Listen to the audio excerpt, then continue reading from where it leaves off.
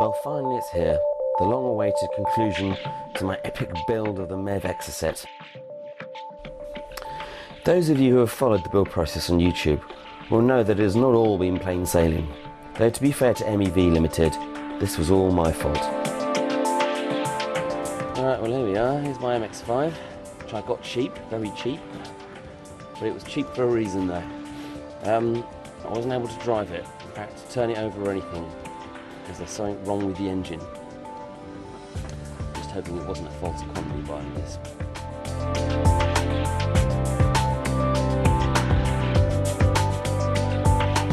Well, my worst fears have been confirmed.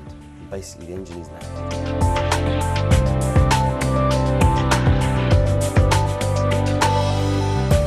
Right, well there we are. What can I say?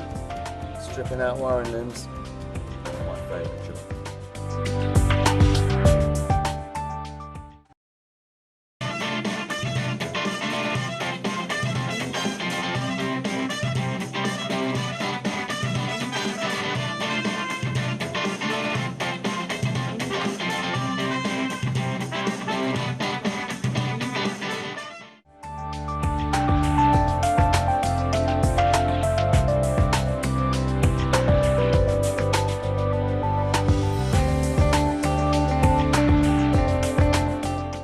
Trying to get this car started has provided me with hours of fun, we call it.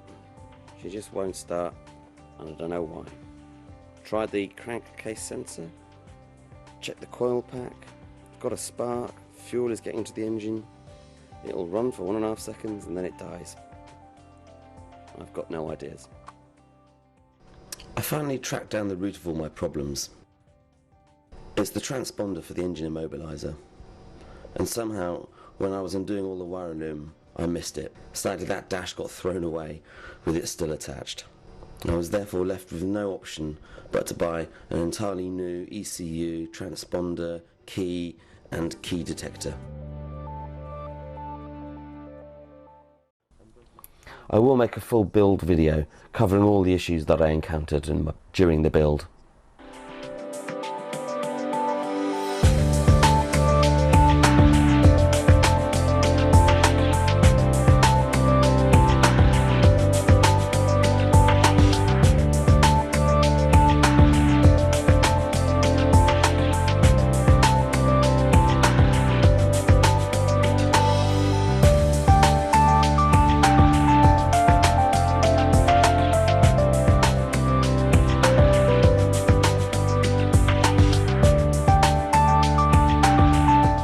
As for now, it's time to hand over to my erstwhile test driver, the hopefully very tame, non-racing driver, cunningly called Andy.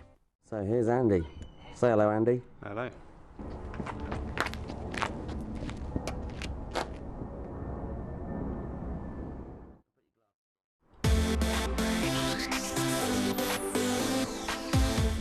Right, here are the keys. Don't bend it.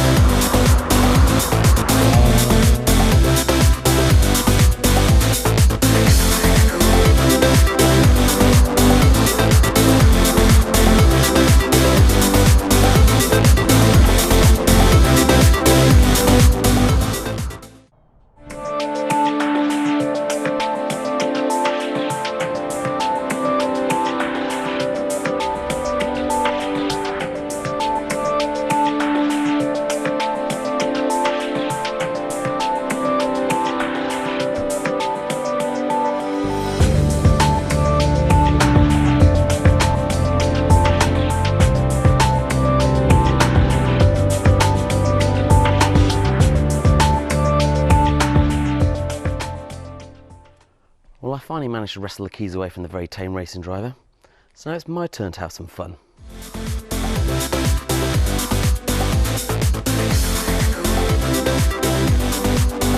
So what's it like to own and drive an MEV, or any other kit car for that matter? Well, let's find out.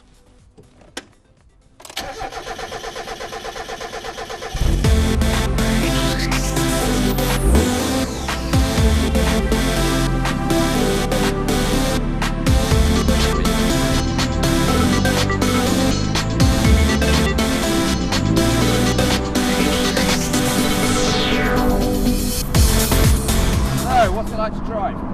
Well, like nothing else you've ever driven before, that's for sure. And if you don't like being looked at, well, you don't want to be driving one of these.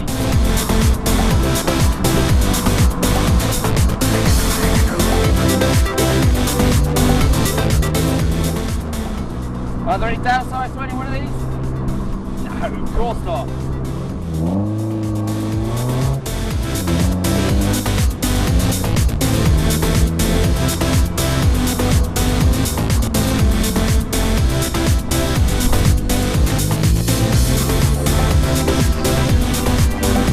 Actually, there is a downside. Speed bumps.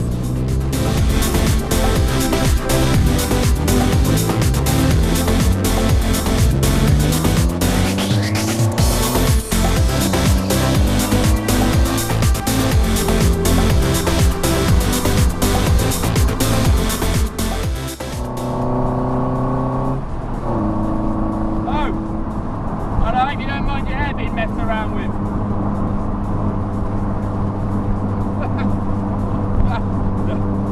I'll put it back on in a minute, I think. So if you like going round roundabouts, oh yeah.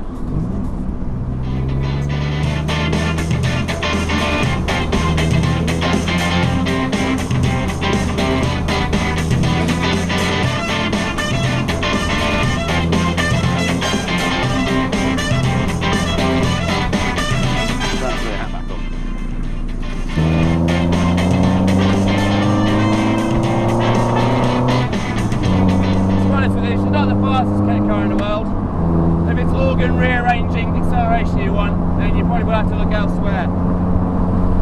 With the exposed cockpit like this, the low ride height, the wind in your hair, and that exhaust, the sensation of speed is brilliant. Now I did say if you want to drive this kit car, you better mind not being looked at. But there's one other thing I want to say. You better enjoy having fun.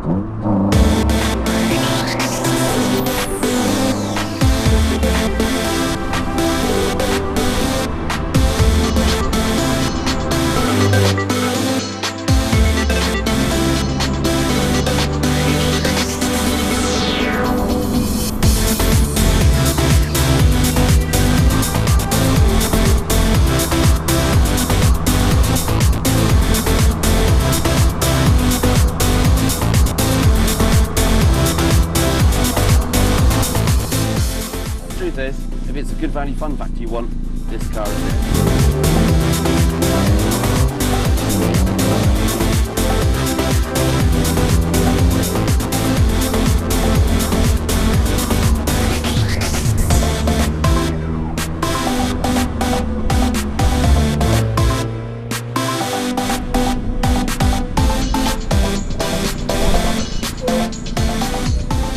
All too Sony's over there.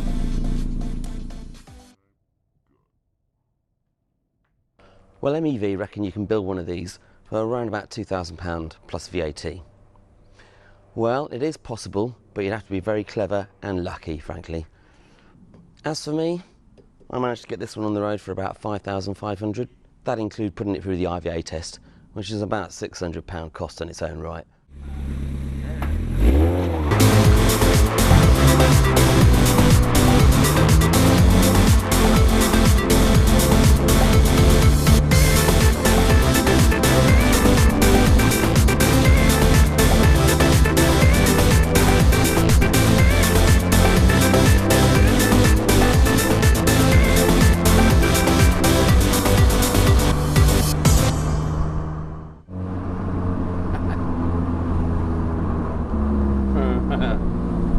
Getting smiled at with the girls.